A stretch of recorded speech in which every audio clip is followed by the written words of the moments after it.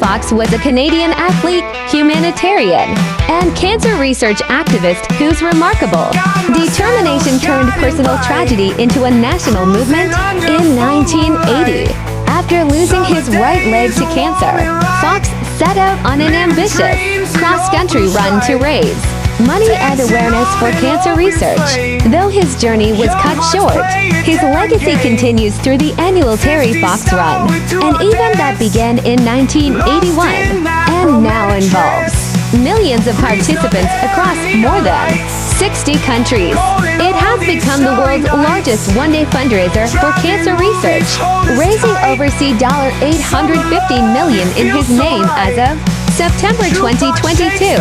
From an early age, Fox displayed an unwavering commitment to sports. As a student, he was both a distance runner and a basketball player for his high school, which now bears his name, and later for Simon Fraser University. His athletic ambitions were interrupted in 1976 when a car accident injured his right knee. At first, he dismissed the pain, choosing to focus on finishing the basketball season. However, by March 1977, the discomfort had worsened, prompting a visit to the hospital. There, he received a life-altering diagnosis, osteosarcoma, a form of cancer that typically begins near the knee. While Fox believed the injury had made his knee more vulnerable, his doctors found no evidence linking the accident to the disease. The diagnosis meant that his right leg would need to be amputated above the knee, followed by months of chemotherapy. At the time, his chances of survival were 50%, a significant improvement from just 2 years earlier, when the survival rate was only 15%.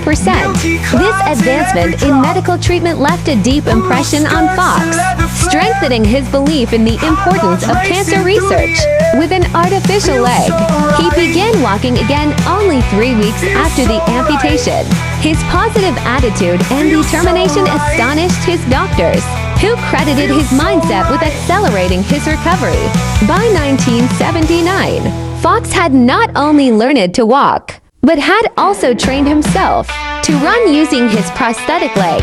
That year, he successfully completed a full marathon, a feat that inspired him to take on a much larger challenge, running across Canada to raise money for cancer research. He named his mission the Marathon of Hope, a symbolic journey meant to inspire others while funding the search for a cure.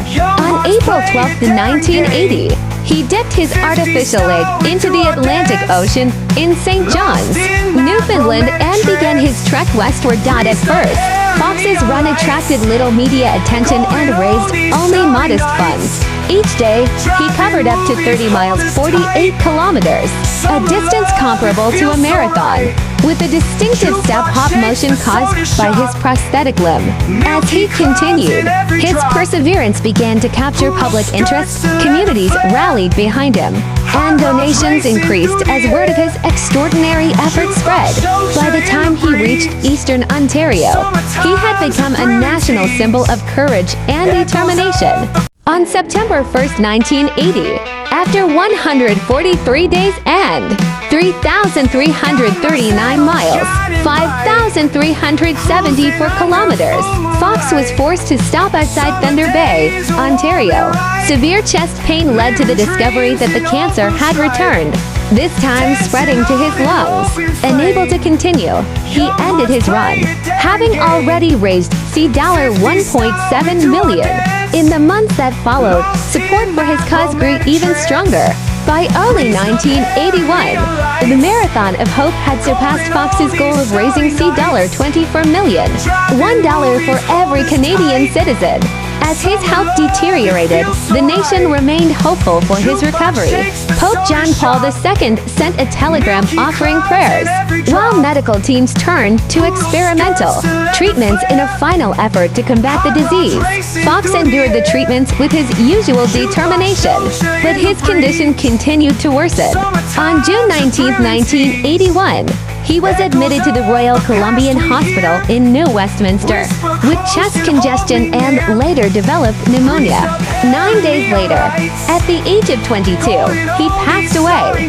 In an unprecedented gesture, the government of Canada ordered flags lowered to half-mast across the country, a tribute typically reserved for high-ranking officials and statesmen.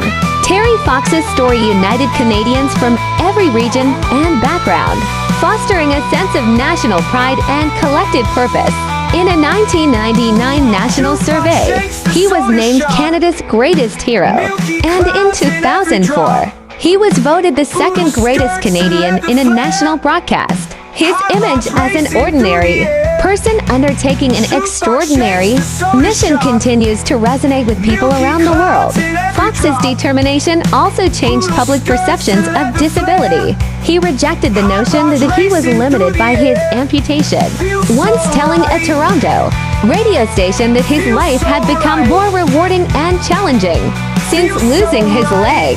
Paralympian Rick Hansen commented that the run challenged society to focus on ability rather than disability, writing, "What was perceived as a limitation became a great opportunity. People with disabilities started looking at things differently. They came away with huge pride."